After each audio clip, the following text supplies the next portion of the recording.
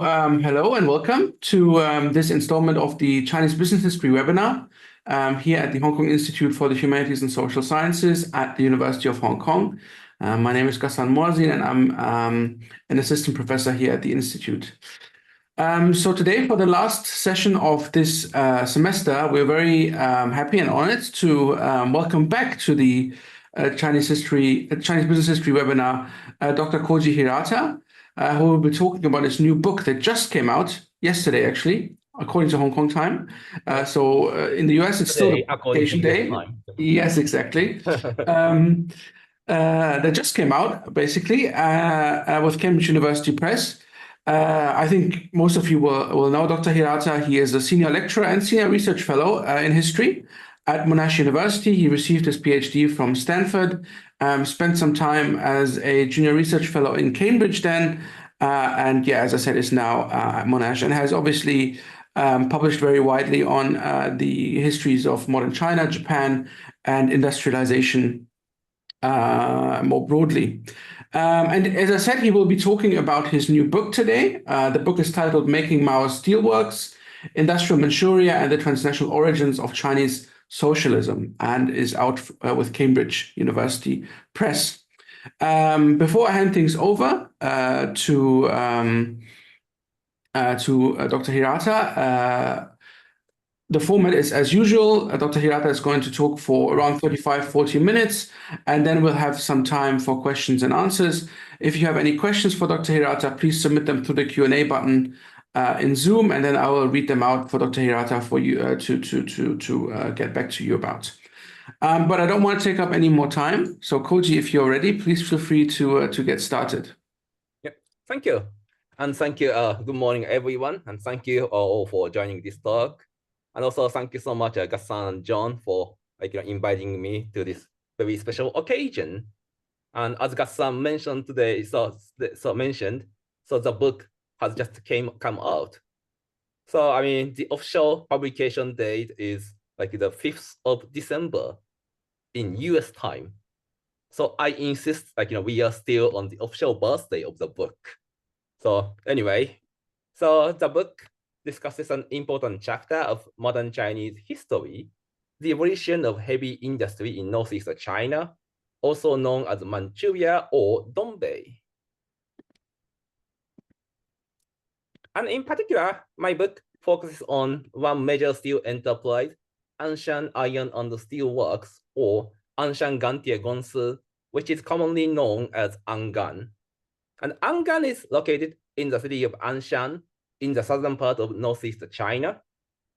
And by telling the local story of Angan, the book illustrates industrial Manchuria's role in modern China and modern China's place in the modern world. And it's a story that reveals the complexities of socialist industrialization in China before, during, and after the era of Chairman Mao, spanning different regimes and international influences.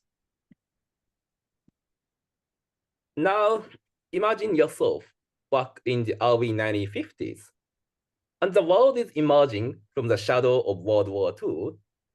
The Cold War is intensifying, and in China, Mao Zedong's newly established People's Republic is beginning to make efforts to transform a largely agrarian nation into an industrial powerhouse. And at the heart of this effort is the concept of socialist industrialization, or 社会主义工业化, which China learned from the Soviet Union. And the engine of socialist industrialization was state-owned enterprises, or SOEs, companies owned and managed by the government, rather than privately owned firms. And another hallmark of socialist industrialization was the focus on heavy industries, so capital-intensive sectors that typically make producers goods such as steel, locomotives, or machine tools. And there was perhaps no better symbol of this than Angan. And Angan was by far the largest Chinese enterprise in steel making, and which was often regarded as the most important industrial sector for socialist industrialization.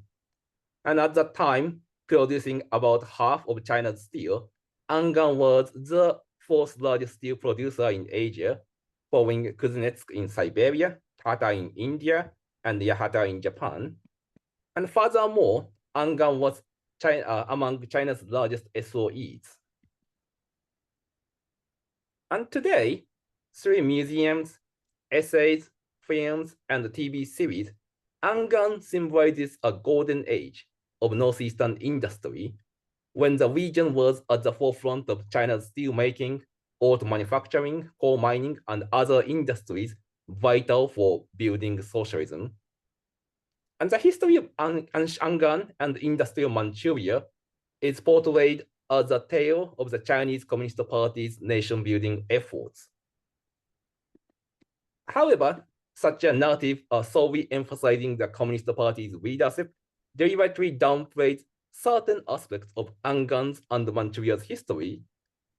And one such aspect, only briefly mentioned in Angan's official historical account today, is the Soviet Union's involvement in its expansion during the 1950s. And even more problematic than the Soviet assistance is the role of Imperial Japan and nationalist China in the history of Angan and industrial Manchuria. And despite its status as a model socialist enterprise in Mao's China, Angan's story actually begins well before the Communist Revolution. And many SOEs in Northeast China, including Angan, originated as Japanese colonial enterprises, particularly under the Japanese-sponsored regime of Manchukuo.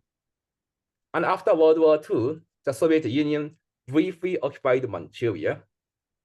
And between 1946 and 1948, China's nationalist government took over Angan and other formerly Japanese enterprises in Manchuria and restructured them as Chinese SOEs. And it was in 1948 that the Communist Party assumed control of Manchuria, including Angan.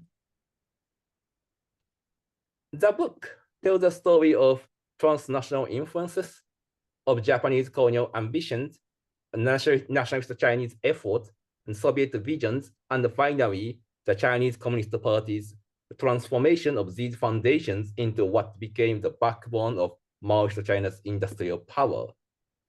And Angan's story is a microcosm of the modern history of China in general and Manchuria in particular, a story of change and continuity as the interplay between global and local forces.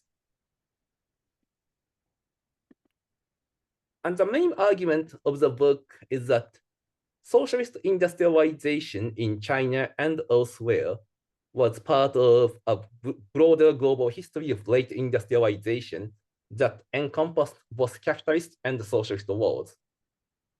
And this connects to three more specific arguments. Manchuria as a transnational borderland played a crucial role in the making of China's socialist industrialization. And technology transfers and the geopolitics were entangled in late industrialization. And the process of industrialization under socialism involved constant contention among various organizations and individuals, both within and outside state authority. And the book is based on archives and interviews in multiple countries. Unfortunately, Chinese archives, especially those in the Northeast, have increasingly become closed over the past decade or so. And that is why my research draws heavily upon primary sources that I discovered outside of China, and especially in archives in Taiwan, Japan, and the United States and Russia. And if you are interested in knowing more about my primary sources, I'd be happy to discuss them during the Q&A session. And for the rest of the talk, I will give a brief overview of the key questions addressed in my book. First, a global history of late industrialization. And contrary to the widely held notion that socialist industrialization fundamentally differed from capitalist industrialization, my book argues that socialist industrialization in China and elsewhere was, in fact, part of a larger global history of late industrialization that encompassed both capitalist and socialist worlds.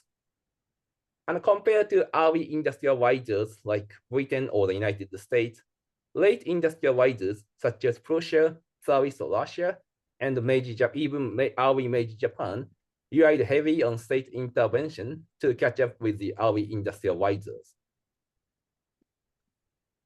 And the global history of late industrialization entered a new phase in the 20th century, particularly after World War I, with the rise of the Soviet Union. And despite their revolutionary ideology, the early Soviet Union's industrialization policy was deeply influenced by wartime economic mobilization in Western Europe and Tsarist Russia.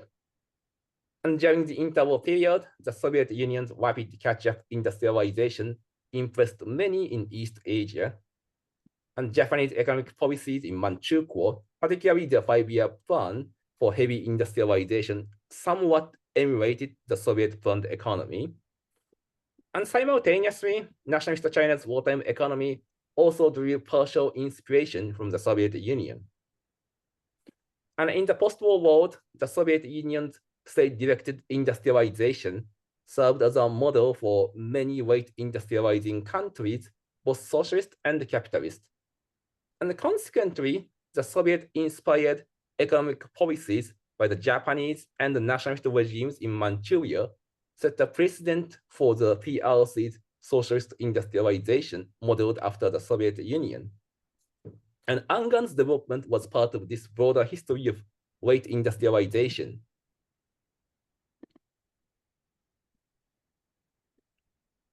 And the history of late industrialization in transnational Manchuria provides a fresh perspective on change and continuity in modern China, incorporating both regional and global dimensions into the discussion. And many recent historical works on the early PRC challenge the conventional understanding of the 1949 revolution as a historical watershed. In the sphere of industry, scholars have identified various connections and similarities between the early PRC's planned economy and the nationalist China's economic policy. And building on their insight, I argue that to study change and continuity in 20th century China, we need to consider both the diverse regional historical trajectories within China and their interactions with global influences. And while Angan is often seen as a shining example of Maoist China's socialist planned economy, its roots go back to Japan's imperial era. In 1916, Japan established iron mines and factories in Anshan as part of its larger strategy to expand its informal empire in Manchuria. And after Japan militarily occupied the entirety of Manchuria in 1931, the Japanese colonial project involved significant investments in industry in the region. And they viewed Manchuria as a resource-rich region that could support their broader imperial ambitions in Asia. And the establishment of a major steelworks, Showa Steelworks in Anshan was a key component of this vision. And together with several other Japanese-built factories, Showa Steelworks laid the groundwork for what would later become Angan. And following the end of World War II, the landscape shifted again. The Soviet Union briefly occupied Manchuria in late 1945 and early 1946, taking control of Japanese-built factories in Anshan and other parts of the region. And they dismantled some of the region's industrial equipment for use in the post-war reconstruction of the Soviet economy. And after the Soviet withdrawal in the spring of 1946, the Chinese nationalist government took over and restructured these enterprises into state-owned enterprises. In Anshan, the nationalists confiscated several Japanese factories, including the Showa Steelworks, and merged them into a single large SOE, which they named Angan. So the name Angan, which we use today, was actually created by the nationalist government in 1946. And it was in 1948 that the Chinese Communist Party finally gained control of Manchuria and began transforming Angan into the enterprise, the centerpiece of its industrial vision. And after the People's Republic of China was founded in 1949, Manchuria emerged as the epicenter of the nation's socialist industrialization. The Communist Party followed the Stalinist model of development. The focus was on building up heavy industries like steel, coal, and machinery, sectors seen as essential for developing a strong, self-reliant nation. And Manchuria, with its existing infrastructure from the Japanese colonial era, was perfectly positioned to become the epicenter of this effort. And the initial phase of the CCP's reconstruction of industrial Manchuria relied on the expertise of Japanese engineers, scientists, and the skilled workers who remained in Manchuria. And the picture here shows Japanese engineers in Angan in 1953. And in the early People's Republic, Angan was a symbol of the Communist Party's developmental ambition. For instance, in 1954, Jawaharlal Nehru, the Prime Minister of India, visited Angan and was impressed by it. And with Soviet technical assistance, the Chinese government reconstructed and further expanded Angan, making it one of the largest steel producers in Asia by the mid-1950s. During the 1950s, Manchuria produced 30 to 40% of China's heavy industrial products, and this included a significant portion of the nation's steel and coal, resources vital to the growth of other industries. And Manchuria's economy was largely built around state-owned heavy industries. And this contrasted sharply with Maoist China's other industrial heartland, Shanghai, whose economy was largely driven by privately owned light industries.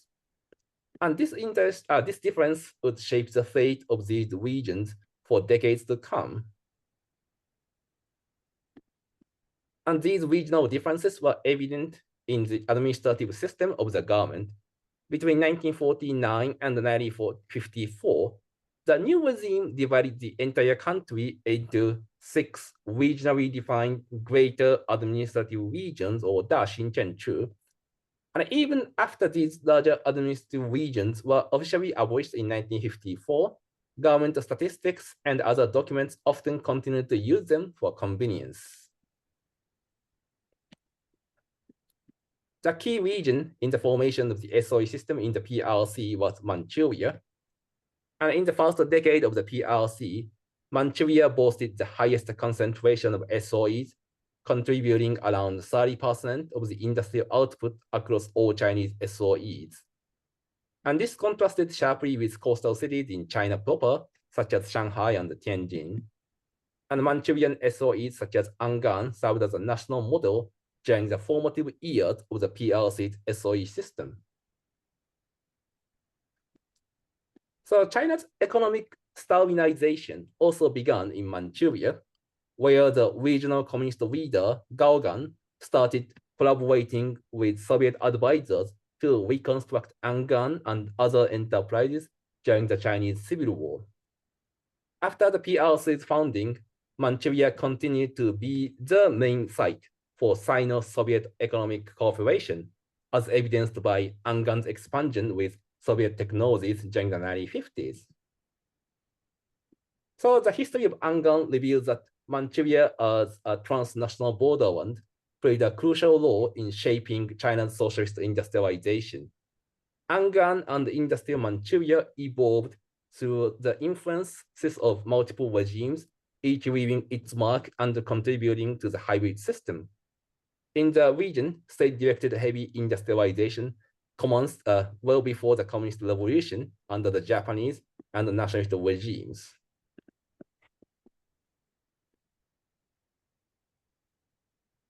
And Angan's transnational development over the 20th century also illustrates how technology transfers and geopolitics were linked with each other. As scholars like Alice Armstrong and Stefan Link have demonstrated, technology transfers constituted a vital aspect of late industrialization. To achieve economic independence, late industrializers needed to import cutting-edge technologies from more advanced industrial powers, at least during the initial stages. And importing technologies from advanced industrial nations represented a challenge to the global division of labor, where North America and Western Europe specialized in industry and the rest of the world in agriculture. And late industrialization in Manchuria and China highlights the complex connections between technology transfers and the geopolitics. And in Japanese occupied Manchuria, significant investment decisions were made by the Japanese army stationed there, which was also a major consumer of the iron and steel goods produced in Anshan. And heavy industries in Manchukuo brought in advanced technologies and management practices, mainly from Japan's wartime ally, Nazi Germany. And geopolitical concerns continued to influence policymaking and technology transfers after the founding of the PRC. The Korean War of 1950 to 1953 shaped early Cold War geopolitics, with the Soviet Union as China's primary ally against the United States. And this made it inevitable for the PRC to seek cooperation with the Soviet Union for heavy industrialization. In the 1950s, the Sino-Soviet partnership brought in Soviet technology, expertise, and know-how to help build up China's heavy industry through machines, designs, works, and advisors sent from the Soviet Union. And Angan, in particular, benefited from this cooperation. And Soviet advisors worked closely with Chinese engineers and managers, transferring knowledge and helping to implement Soviet-style production techniques. However, this partnership was not without challenges, and the relationship between China and the Soviet Union would eventually deteriorate, leading to significant shifts in China's approach to innovation. So the history of Angan and Manchuria shows that national security concerns can strongly dictate the forms of technology transfers that late industrializers choose.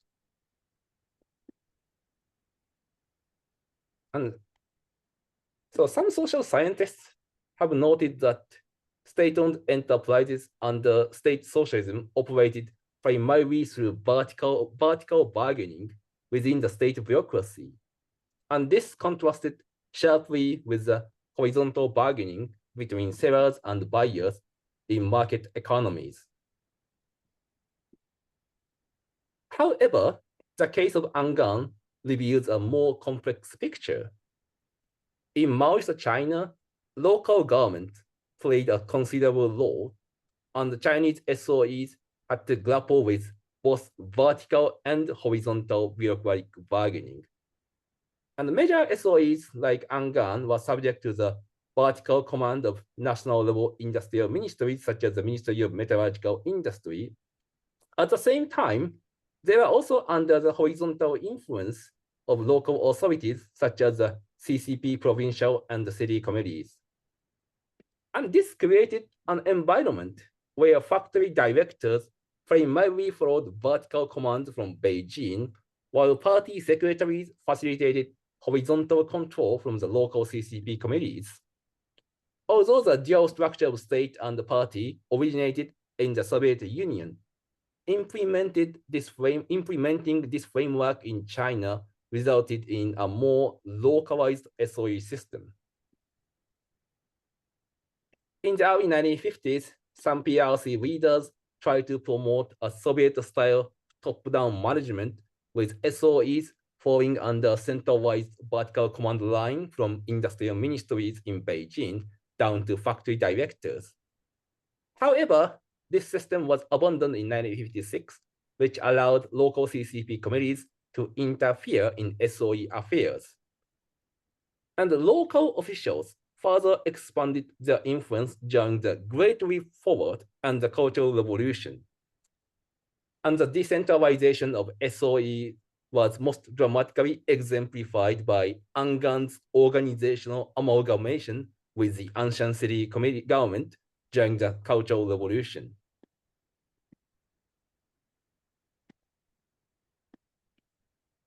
And these divisions within the party-state authority significantly affected the relationship between SOEs and their workers. And notably, local party committees often mobilized workers ideologically to challenge SOE managers, reinforcing the city government's horizontal control and weakening Beijing's vertical influence. And the CCP provided ideological and organizational guidelines for propaganda and social engineering, aiming to cultivate a new generation of socialist workers devoted to their motherland's industrialization. And through daily study sessions, mass mobilization campaigns, and other forms of political propaganda, local CCP cadres tried to mold SOE workers into a workforce dedicated to their workplace and the party state.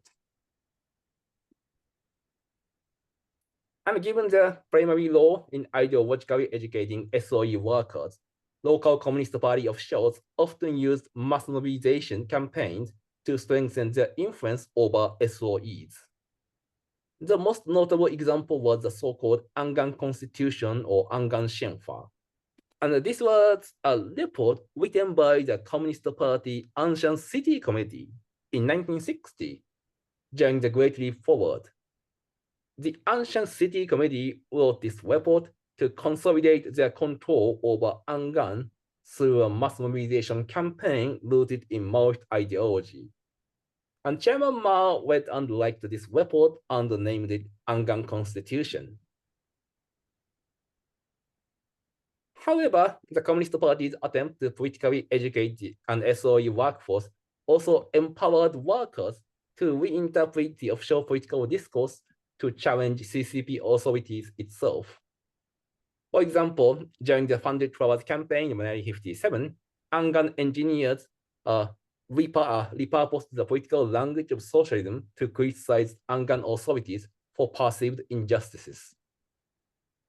So, while the Chinese Communist Party set the ideological and institutional framework for industrialization, the day-to-day operation of state-owned enterprises like Angan were heavily influenced by the actions of lower-ranking officials and workers on the ground.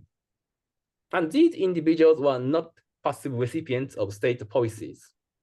Instead, they actively interpreted and at times reinterpreted the rule of the game set by the party state to suit their own interests. And this bottom-up involvement often led to tensions within the bureaucratic system.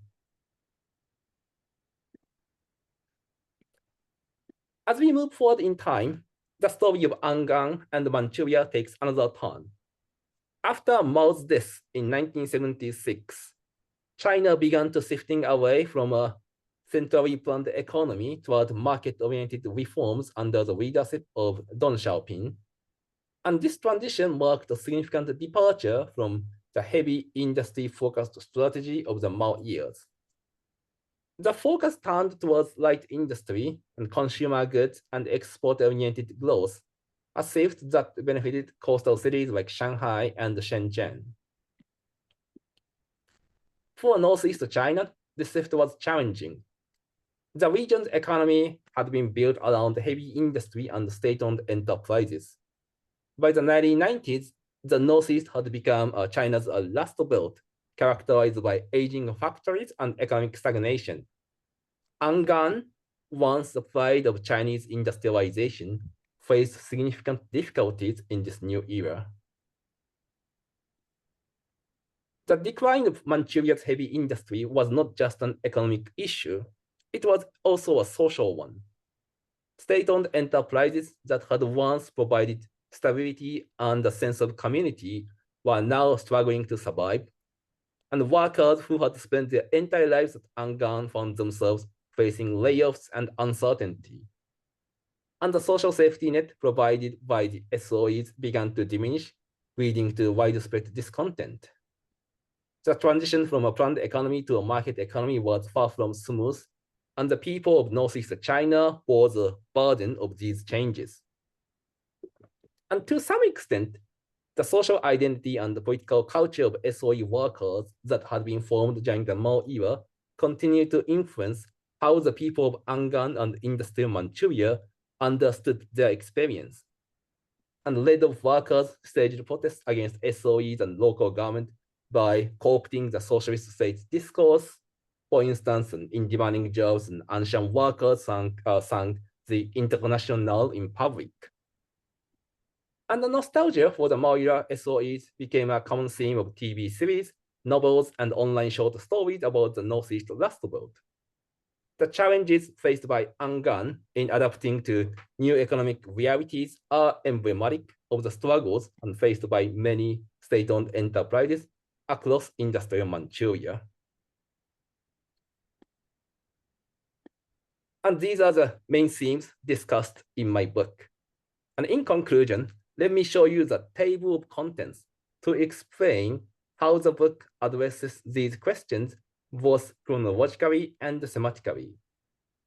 While covering the entire 20th century, the book provides a more detailed account of the years 1948 until 1957, so the first decade of CCP law in Manchuria.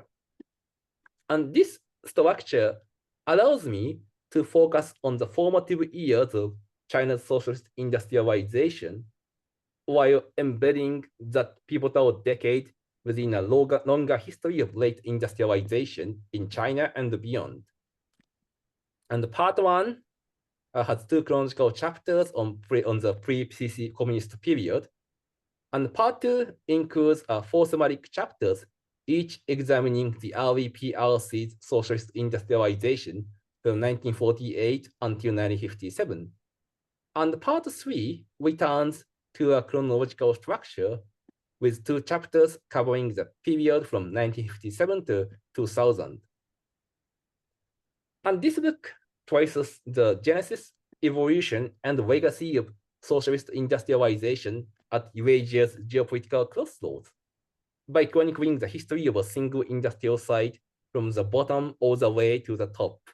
It illustrates how national policies and international relations intersected with enterprise behaviors, local politics, and people's everyday lives. Now, here is an important spoiler. Chairman Mao never actually visited Anshan in his lifetime. Nevertheless, I insist that Angan was Mao's Steelworks. Even though he never visited it in person, the chairman thought and wrote much about Angan because it was central to his vision of socialist industrialization.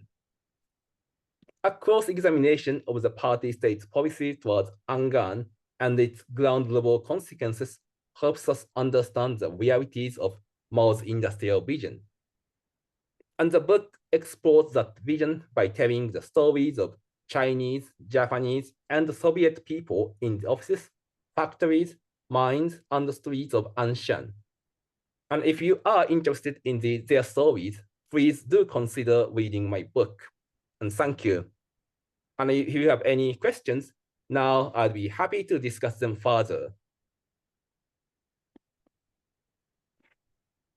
Yeah, Koji, thank you very much for giving us this great overview of your book. And yes, I think we should all, of course, try to get a copy and read it as soon as possible. I'm sure we are all, very interested in it now, if we hadn't already been. Also, the paperback version is already available. That's very good. Yeah. Yep. So that's actually an affordable version. Yeah, but as I said at the beginning, we have now some time for questions and answers. So if you have any questions for Koji, then or for Dr. Hirata, then please submit them through the Q&A button in Zoom, and then I will read them out for everyone. To talk a bit more about the primary sources and how you actually got hold of the primary sources that you use in the book, and what difficulties you might have also faced. You mentioned you would be happy to talk a bit more about that. So I think that would be very interesting for all of us, particularly for people trying to do research on post-49 China now. I think that would be very interesting if you could share a bit more.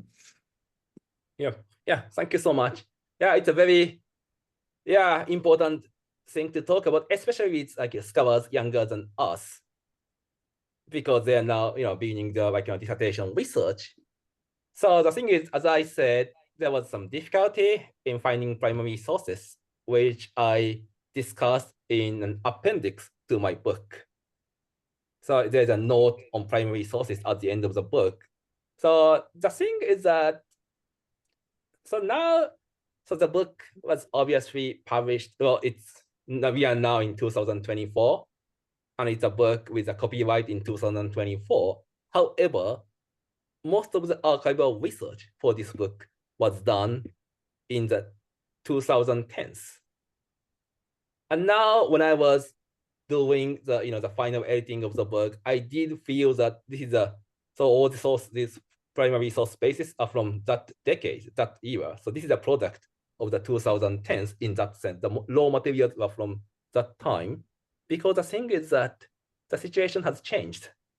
And unfortunately, I would have to say, at least in Northeast China and probably in many parts of China, the situation today is even worse than the situation in the 2010s. But it also depends on which location, which locality, which part of China. So the thing is that when I started this research, so in the early in 2012, so the thing is that the PRC history, so there are a lot of exciting new books on the 1950s were coming out. So there are lots of books that use these local archives and also these garbage sources in China. And then, but there were not many about Northeast China, Dongbei, which was very important in the Chinese industry in the 1950s and 60s. So I thought maybe I can add a new layer to this historiography by doing more local level archival research in Dongbei, especially in Angan. But then I realized that the archives in Northeast China was really more closed than places like Shanghai Municipal Archives or Beijing Municipal Archives.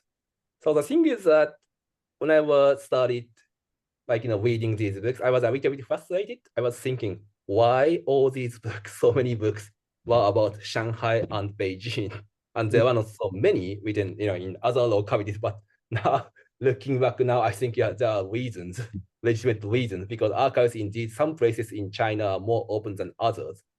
But then the Northeast China, the Dongbei, the situation in archives are even worse than most other parts of China. So it's very hard to find some archival documents especially from the post 1949 period. But then I realized that still it's important to continue the research. And then this eventually led me to do research more in outside China. So there were these important some Chinese documents, the unpublished Chinese documents available in Hong Kong, where you guys are. And also because my research relates to the pre-1949 period, there were archives of the nationalist China in Taiwan. Now most of them are available online. And then I also found out that there were some Japanese engineers who stayed in Angan and Manchuria after 1949. So they stayed until about 1953. And then when I started the research, so after the Japanese Foreign Ministry archives made some new sources available. Thing is, interview records of these Japanese engineers who worked for the Communist Party in Angan and other parts of Manchuria. So the thing is that these Japanese people worked there, and they went back to Japan in 1953 and 54. But then when they came back to Japan, the thing is that their experience was so special because at the time, nobody could go to China. So the Japanese intelligence agency wanted to know more about what's going on in China, and they got some funding from the CIA, and they interviewed these people. And then they made some interview records, and which are now available in the Foreign Ministry archives. And now I think last year or 2 years ago, I think the Japanese Foreign Ministry archives made them even available online. Yeah, so there are these sources. And also another difference between today and 10 years ago was that when I was doing research in the mid 2010s, I could go to Russia Mm-hmm. to do research. So I went to Moscow to work on these documents about Angan, because the Soviet Union, they first occupied Angan in 1945 and 46, and then it just provided a huge amount of economic assistance or cooperation to the enterprise in the 1950s, especially during China's first five-year plan. So there are several archives in Moscow that hold documents related to Angan. Especially the most important one was the Russian state economic archives. And there I found out like some dozens of boxes about Angan from the collection of the Soviet Ministry of Metallurgy Industry. So yeah, so there are some other archives available in the United States. So there are all these and also at that time I could buy some stuff like from the online bookstore in China, which I assume are more difficult today, but it was not that hard at that time. So basically, I used all these archives and libraries and obscure sources from everywhere except for Angan itself. So yeah, that is the situation on my sources. Oh, by the way, add one thing. The thing is that I always complain about archives. That said, I found out Angan and also the city of Anshan, like many other the local governments and state enterprises in China, did publish a lot of collected documents and also their own company histories, the local histories. So in case of Angan and also each factory published their own company histories, and Anshan city, their government, also each government division, like the Department of Urban Construction or whatever, published their own history, and they are very interesting, and they just contain a lot of important information that I didn't expect. So I think that very often, like people assume that they're just, piece of propaganda. Well, yes, I mean they are censored to a certain extent, but still, if you read these published documents carefully, they do include way more important information that you would assume. Yeah, that's very useful, I think, and very interesting to hear. Yeah, like your experience in collecting sources, and particularly the importance of using international sources outside of mainland China, I think, is also important. Okay, so I think the next question by Li Lin is actually you already answered that, because that person also asks about collecting sources from archives. The question thereafter is from Li Yuan, also asks about sources, but also asks, I wonder if there is if there are any other similar enterprises like Angang representing socialist industrialization. I'm sure there must be, but yeah, whether you want to comment on that. Yep. Thank you so much. It's a very important question that I often asked myself while doing the research. And my answer is answer was both unique and common in different ways. So another thing is that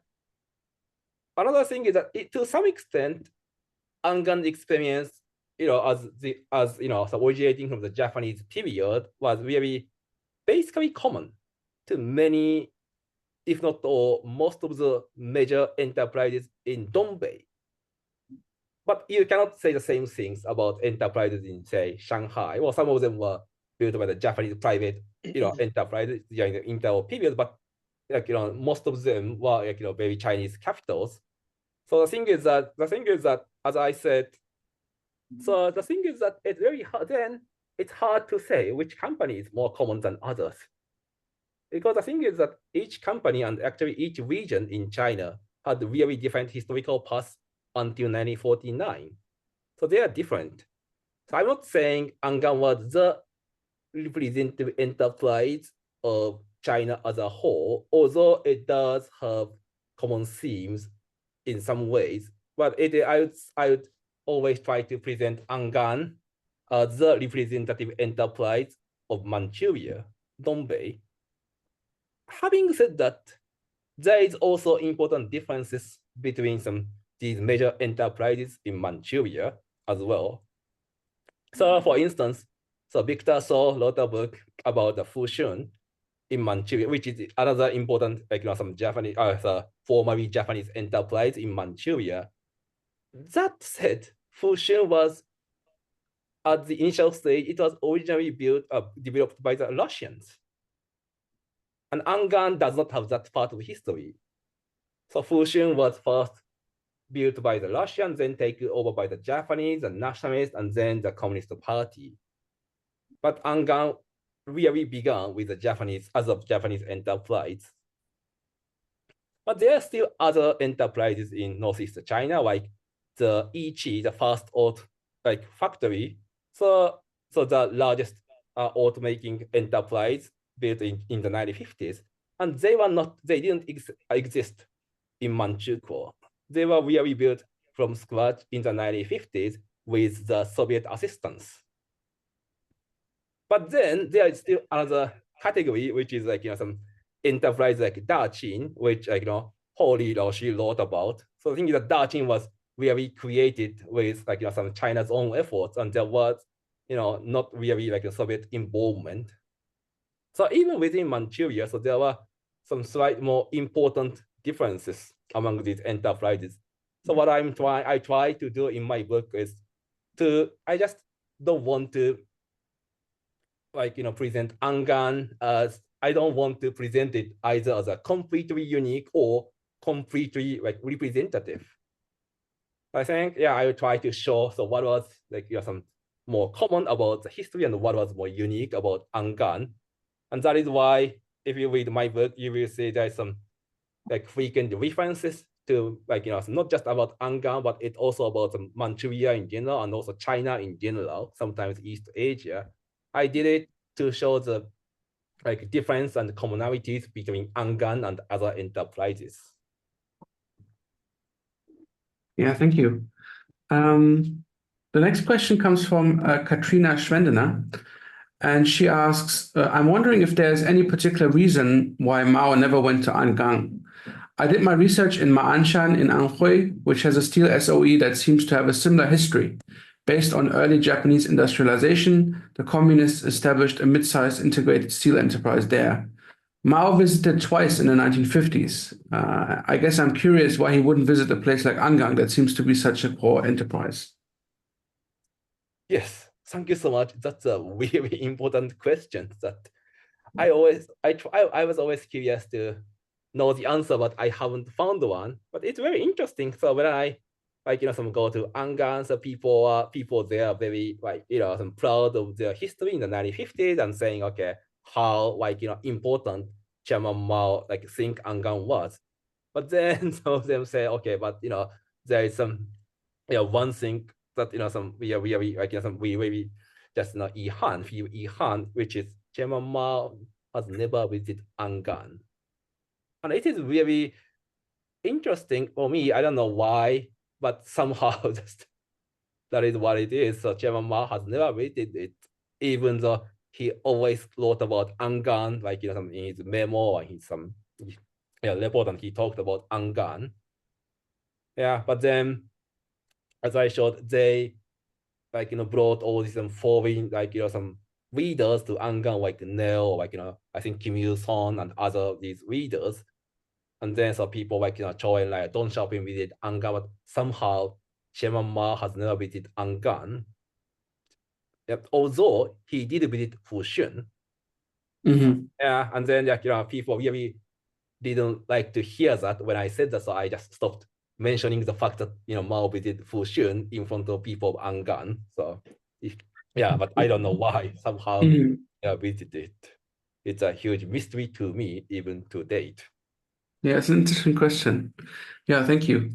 The next question comes from Sean James, and he asks, you mentioned the commonality of late industrializing countries focusing on state-centered investment and economic planning, and how this was continuous from before 1949 and after.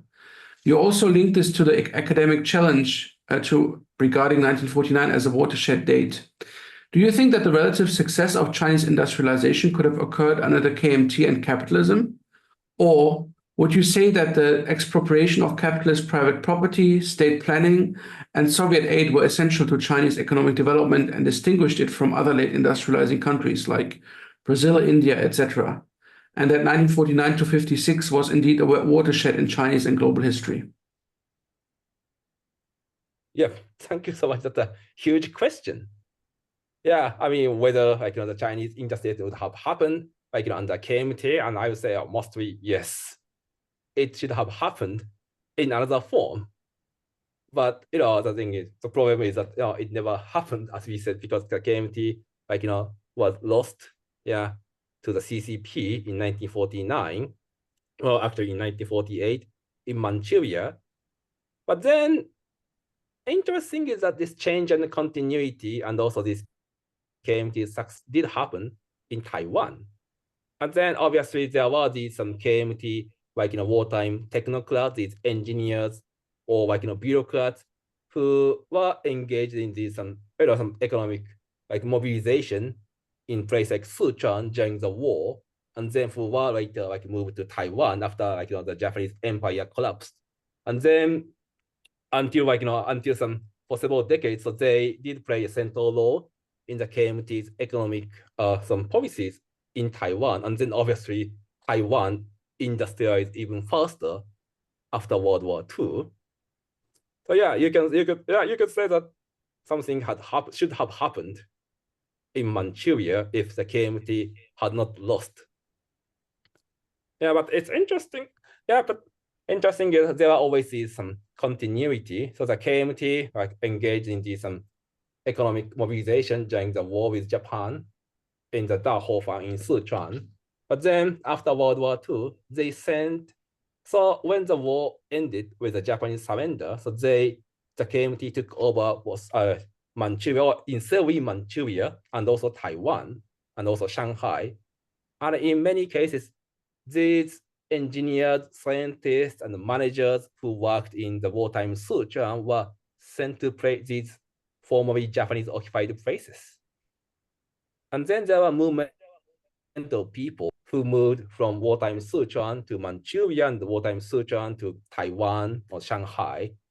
But in case of these people, KMT people, many of them who were initially sent to Manchuria, well, some of them stayed there, but many of them also ended up in Taiwan.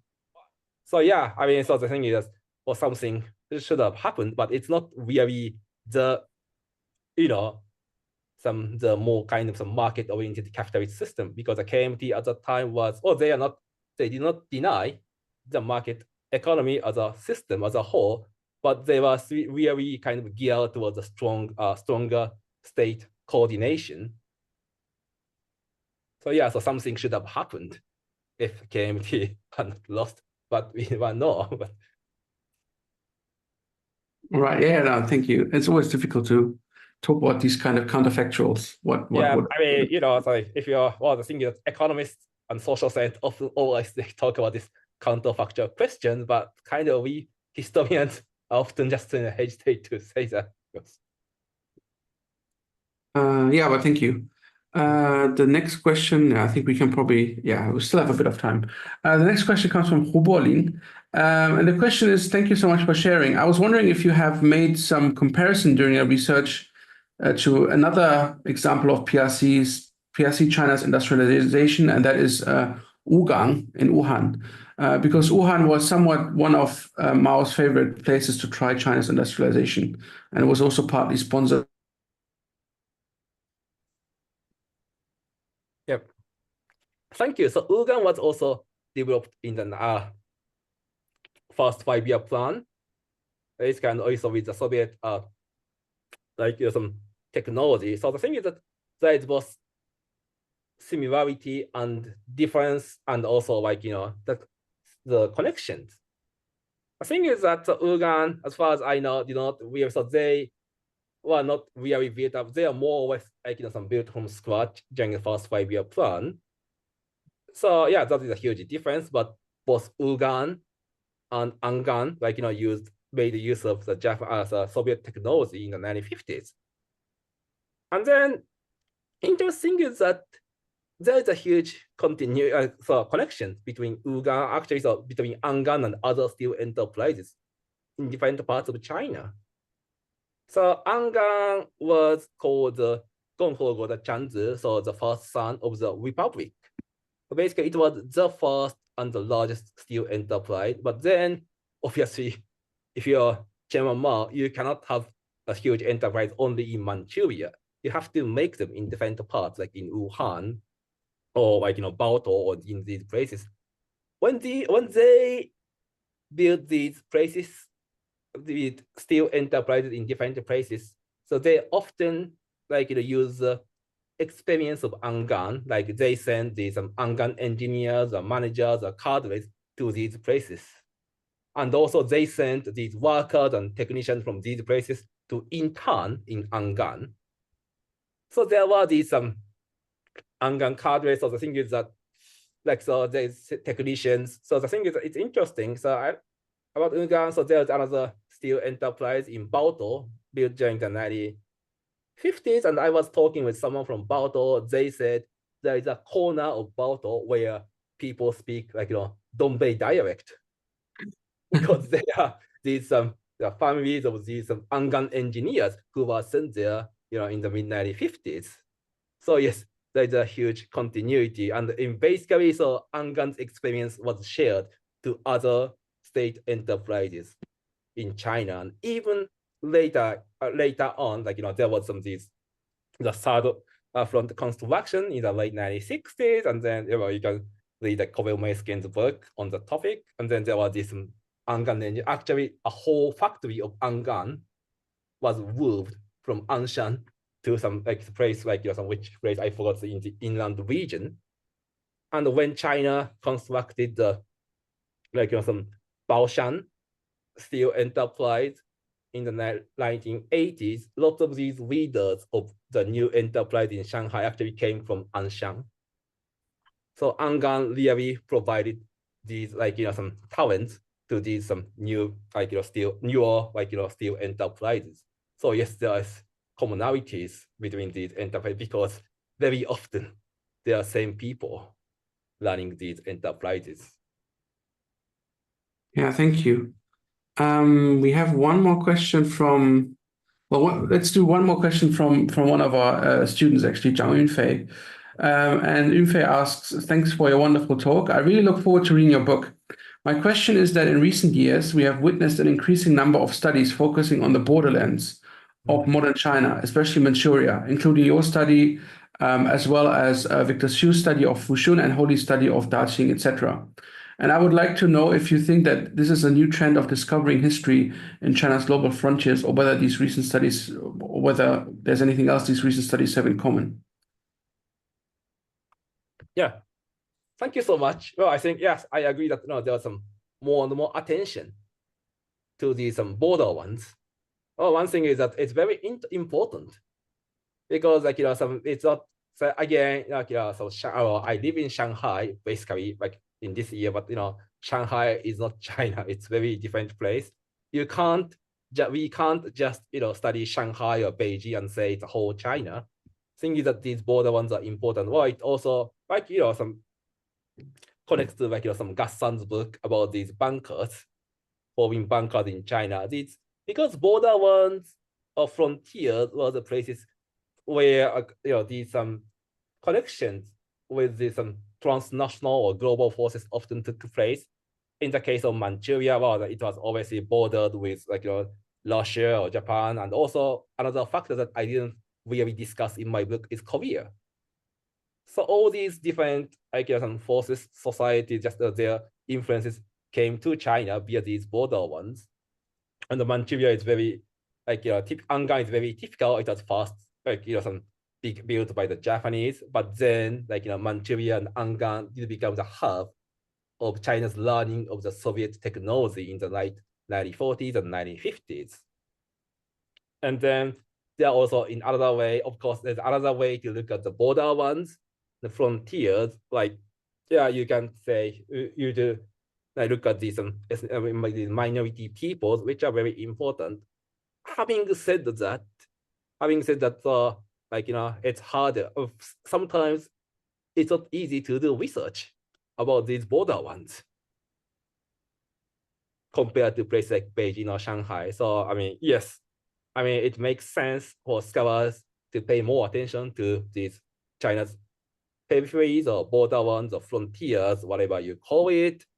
And that's but it is harder to do research within these border ones because very often they are more kind of like some politically strict, and they are often more like some restriction on archives or research compared to places like some Beijing or Shanghai municipal archives. Yeah, thank you. We're pretty much out of time, but I think one last question would be a nice way to end it, and that comes from Professor Maurice Bien. And Professor Bien asks or says, "Thank you for the wonderful presentation, Dr. Hirata." And he asks, and he looks forward to reading your book. But he asks, "Can you talk a little bit about your current project?" And I think that would be a good way to I think conclude the talk. So I think if you could talk a bit about that, that'd be great. Yeah. Thank you so much, Maurice, for coming to my work. So your book and your actually other articles was some major source of inspiration for my own work. And as you see, your works are cited extensively in my book. So yes, my current project, thank you, is so obviously that is why I am in Shanghai. I am now currently working on the foreign trade of Manchuria, China. So the thing is that my idea is that I want to see how these economic connections with other countries some made the China's planned economy work during the Mao period. So I am doing research in Shanghai Municipal Archives and also in other archives like the Beijing Municipal Archives. And also because so in Manchuria, China, so the largest trading partner in the 1950s was the Soviet Union. And then my original plan was to do research in Russia. So that is what I had in mind when I wrote when I was writing some application for research budget like several years ago, but then obviously it's not gonna happen this year or next year.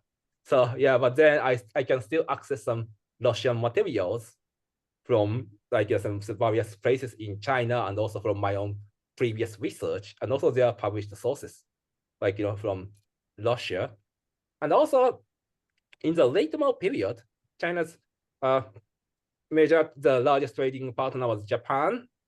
So I can do research in Japan. So I'm frequently visiting Tokyo to do research in the Foreign Ministry archives and other archives, and probably in the early next spring, I'm going to some obscure place to work on some private archives of Japanese business people with the collections in China.